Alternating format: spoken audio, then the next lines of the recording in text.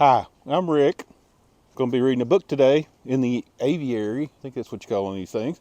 Called Fine Feathered Friends by Dr. Seuss. Going to be about birds. Birds. That's Monty in the back. Fine Feathered Friends.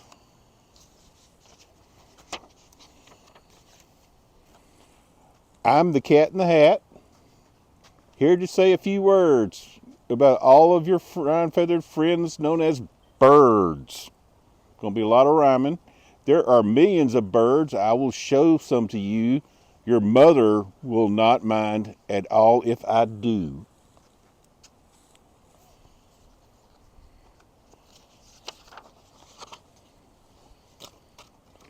Now, the birds we will meet are alike in some things. They each have a beak and a tail and two wings. They are covered in feathers and stand on two legs, like Monty. And when they have babies, they hatch out of eggs. Birds have 3 eyelids on each eye and have no teeth. Don't ask us why. Birds come in all colors, all shapes, and all sizes, and live in a world that is full of surprises. Maybe not here, but they probably know what's going on every day. The world's biggest bird is the ostrich, you see. It can stand 9 feet tall. Wow, that's taller than me. Taller than about everybody. There's a tale told about them I don't understand. Some say that these birds had their heads in the sand, but they couldn't and wouldn't. It's simply not true. It's a thing that no ostrich I know would do. Oh, there's the things. The bee hummingbird is so tiny, so small. It's just 2 inches long. That's the smallest of all. And its wings beat so fast that they hum when it flies, and the eggs that it lays are just jelly bean size.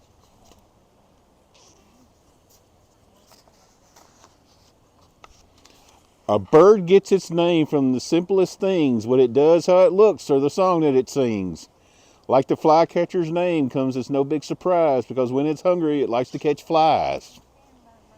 The chickadee's named for the sound of its song. It chickadees in the trees all day long.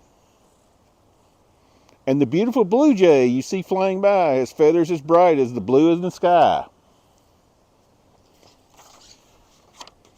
While the spoonbill, who lives in a marsh or lagoon, is named for its bill, which is shaped like a spoon.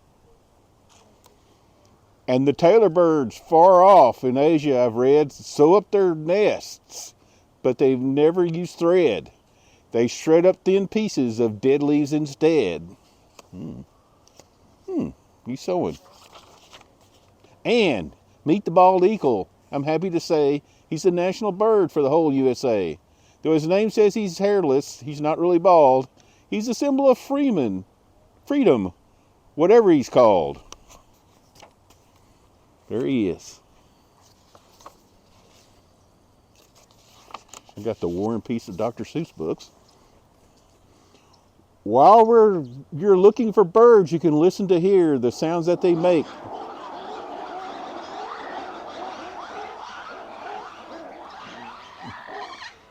That are new to your ear.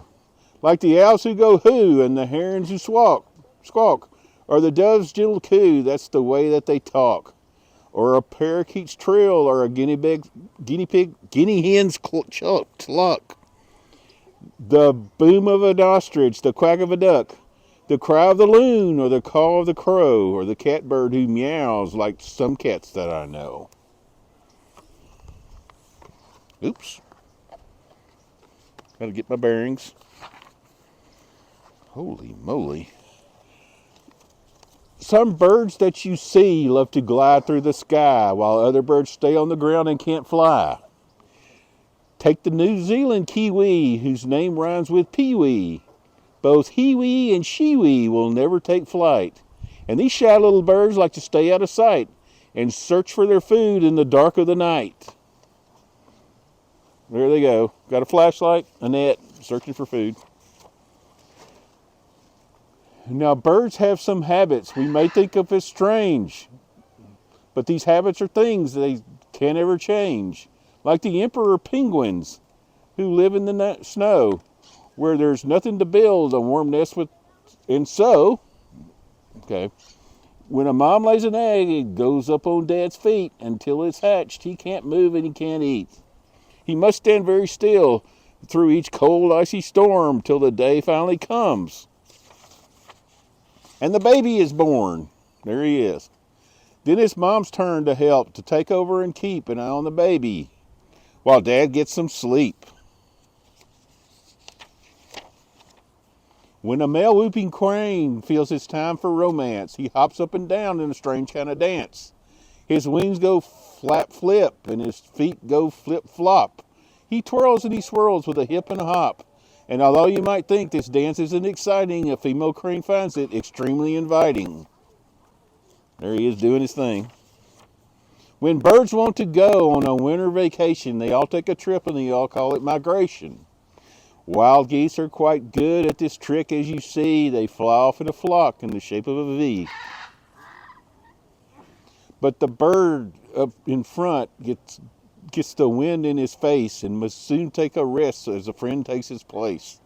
Then the lead goose falls back, has a rest, and starts gliding on airwaves his other goose friends are providing.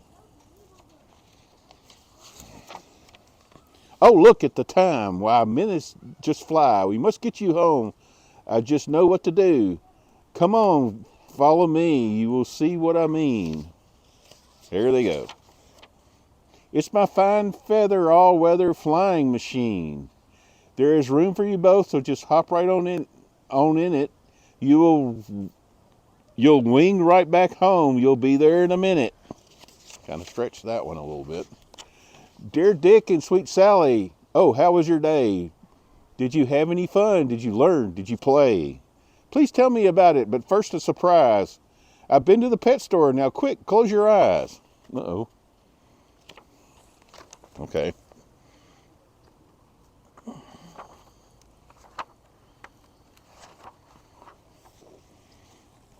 I bought you a bird. It's a Rusmatuz. It's a baby all covered in soft downy fuzz.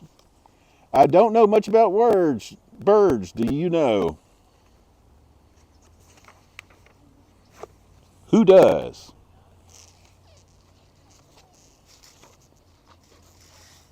I think that's the end.